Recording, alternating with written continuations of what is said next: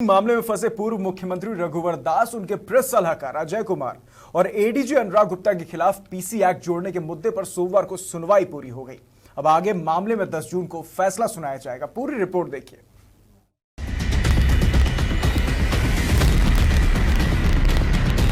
Horse trading मामले में फंसे पूर्व मुख्यमंत्री रघुवर दास, उनके प्रेस सलाहकार अजय कुमार और एडीजी अनुराग गुप्ता के खिलाफ पीसी एक्ट जोड़ने के मुद्दे पर सोमवार को न्यायिक दंडाधिकारी अनुज कुमार की अदालत में सुनवाई पूरी हो गई। इसी के साथ अदालत ने मामले में अपना फैसला सुरक्षित कर लिया है। अब मामले में 10 जून को फैसला सुनाया जाएगा मजिस्ट्रेट कोर्ट में, और उसके बाद जब ये अनुसंधान, मुझे लगता है कि अनुसंधान के क्रम में प्रोसिक्यूशन को लगा होगा और उन्होंने ये बात देखा होगा कि इसमें आदेश देना था, इसकी तिथि आगे बढ़ाते हुए इसको आगे कर दिया है, जिससे कि ये मालूम हो पाए कि ये में जो पीसी एक्ट से संबंधित जो आवेदन दिया गया था उस। ऐसे में अगर कोर्ट मामले में प्रिवेंशन ऑफ करप्शन एक्ट का फैसला सुनाती है तो पूर्व सीएम के लिए ये मुश्किल का सबब बन सकती है। अगर court prevention of corruption act के तहत फैसला सुनाती है तो मामले की जांच पीसी एक्ट के तहत होगी और पूरा मामला एसीबी कोर्ट में ट्रांसफर कर दिया जाएगा। जो जिनके खिलाफ ये मुकदमा हुआ है उनके लिए मुश्किलें तो आएगी ही, क्योंकि अब उसके बाद इस जो कोर्ट में अभी जहां पेंडिंग है ये क्या कहते हैं मुकदमा, यहां से ये ट्रांसफर होके जो स्पेशल कोर्ट पीसी का होता है वहां चला जाएगा और इसकी सुनवाई वहां होगी।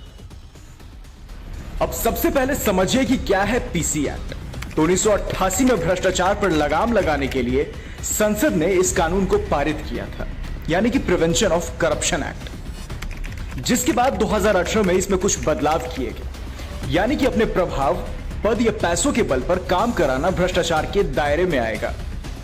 अब इसे उदाहरण के साथ समझिए। चारा घोटाले में आरोपी रहे मुख्य सचिव सजल चक्रवर्ती ने काम करने के एवज में एक उपहार लिया था। इसके अलावा 2012 में राज्यसभा चुनाव में आर के अग्रवाल और मेयर चुनाव में पूर्व मेयर रमा खलगो, साथ ही 2010 के राज्यसभा चुनाव में नोट के बदले वोट पर पीसी एक्ट के तहत कार्रवाई हो चुकी है। पिछली सरकार जो भाजपा की थी उस समय की ये घटना है और उस समय ही इलेक्शन कमीशन ने इस बात को पीसी एक्ट के तहत एफआईआर करने को आदेश किया था, मगर पिछली सरकार उस पर बैठ गई थी। अब जब नई सरकार बनी है तो एक ट्रांसपेरेंट तरीके से कोई भी अभियुक्त, चाहे वो किसी क्षेत्र में काम करता हो, जो गलत हो, संविधान के खिलाफ हो, वो बचने वाले नहीं है। अब समझिए कि क्या है ये पूरा मामला। 2016 के राज्यसभा चुनाव के दौरान एक राजनीतिक दल के पक्ष में खड़े प्रत्याशी के पक्ष में वोट करने के लिए बड़का गांव की तत्कालीन विधायक निर्मला देवी को प्रलोभन दिया गया था। इसके साथ ही उनके पति पूर्व मंत्री योगेंद्र साव को धमकी भी दी गई थी। इस घटना को लेकर 2018 में जगन्नाथपुर थाने में प्राथमिकी दर्ज कराई गई। अब 2021 में पीसी एक्ट लगने का आवेदन दिया गया है।